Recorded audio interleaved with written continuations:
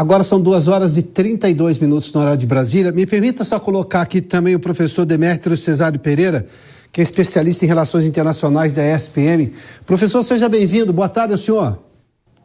Boa tarde, obrigado pelo convite. Professor, já vou lhe colocar nessa discussão, quero entender qual é a opinião que o senhor tem desse momento da Grã-Bretanha. A gente está falando de questões geopolíticas aqui, obviamente do papel da primeira-ministra, dos desafios do rei Charles III, mas a gente está relacionando justamente as questões socioeconômicas e também estratégias militares da Grã-Bretanha em relação à Europa e, claro, dessa preferência, sobretudo na questão de ligações militares com os Estados Unidos e Austrália, ou seja, há sim uma proximidade com a Europa geográfica, há sim uma questão comercial que foi resolvida mais ou menos com o Brexit, e o professor e o coronel Gerson Gomes fazia menção, né, da questão da burocracia de Bruxelas. Me lembro de uma reportagem, se não me engano, acho que do Daily Telegraph, que mostrava como que o pepino não podia ser torto, o pepino tinha que ser retinho, tinha uma preocupação em relação à metragem, ou seja, uma coisa extremamente pesada que, claro, os ingleses se rebelaram contra isso, mas isso é só um exemplo quase que, né, cosmético de um problema muito maior. Mas, na sua opinião, quais são exatamente esses desafios e como o senhor tem visto já esse começo de dias apenas, acho que nem 2 semanas, da Liz Truss como primeira-ministra e, claro, os desafios do rei Charles III em relação a manter o Reino Unido ou não? Olha, a gente vê vários desafios, né, essa coincidência em troca de chefe de Estado e chefe de governo, né, a diferença aí de 2 dias, troca dos dois ao mesmo tempo já é um desafio bastante grande, mas o Reino Unido vem enfrentando, né, uma série de desafios, né, você já mencionou o Brexit, né, então ainda não está bem solidificada essa saída dos britânicos da União Europeia, então tem vários desafios pela frente, a própria pandemia, né, deixou uma situação econômica bastante delicada, a economia britânica não vem respondendo bem às últimas crises, então são grandes desafios, né, as pessoas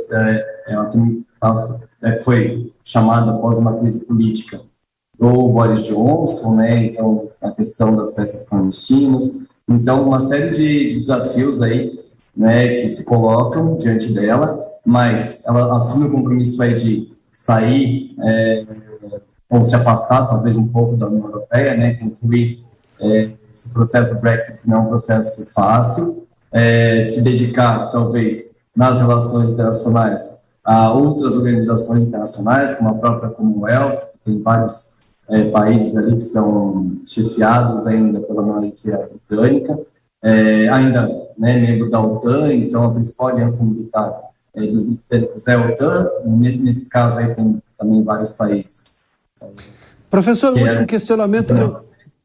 Pois não, eu sei que o senhor está com o tempo curto, mas eu só queria ouvi-lo sobre um aspecto em específico. Agora são 2h35. Na sua opinião, ela em algum momento já pode ter que voltar atrás? Porque uma coisa é o que se fala antes de chegar ao poder. Aqui no Brasil a gente chama de campanha. A outra coisa é governar, ou seja, a realidade agora de uma Grã-Bretanha que se imaginava, eu posso resolver meus problemas energéticos de outro jeito, mas o preço é internacional e aquilo é um país de liberalismo econômico, ou seja, ela está pagando um preço mais alto pela energia como o mundo inteiro, à exceção do Brasil que começou a reduzir, mas enfim, diante desse aspecto, o que o senhor acha?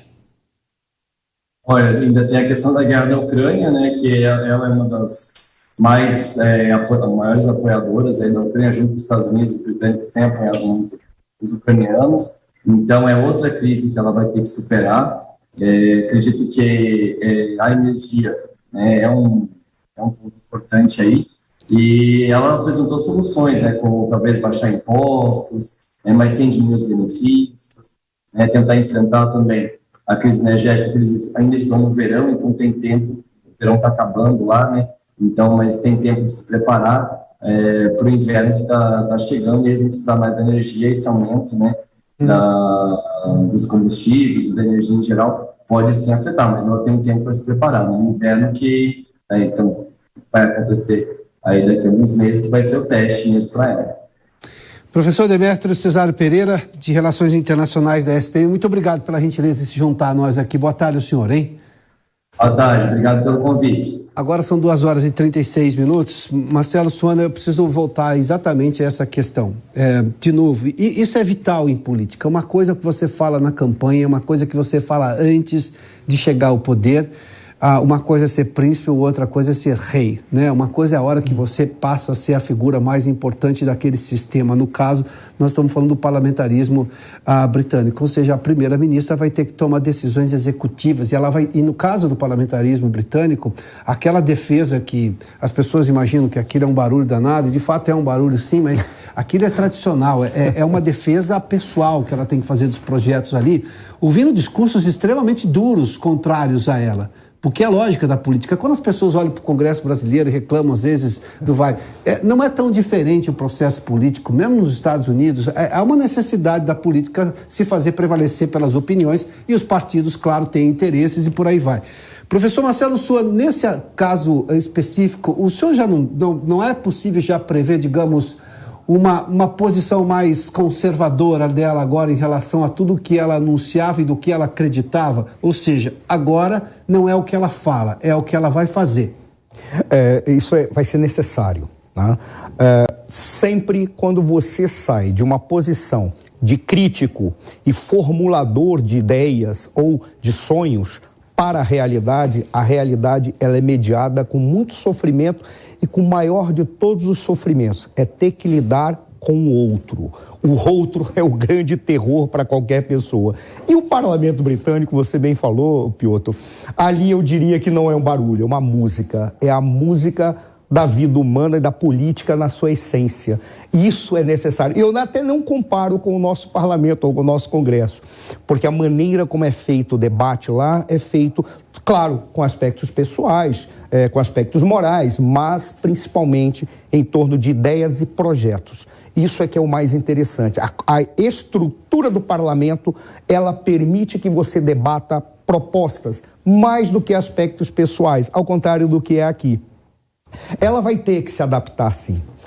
E aí eu vou ousar fazer não uma contraposição ao coronel, mas fazer um elogio ao coronel, que ele talvez ele não tenha percebido, mas ele deu uma aula de sabedoria quando ele fez a seguinte colocação: é muito cedo ainda para se julgar o comportamento de uma primeira-ministra que ainda está passando pelo processo transitório de ser uma caloura, que é se ambientar, que vai exatamente ao encontro do que você falou, Piotr. Ela vai ter que se tornar mais conservadora.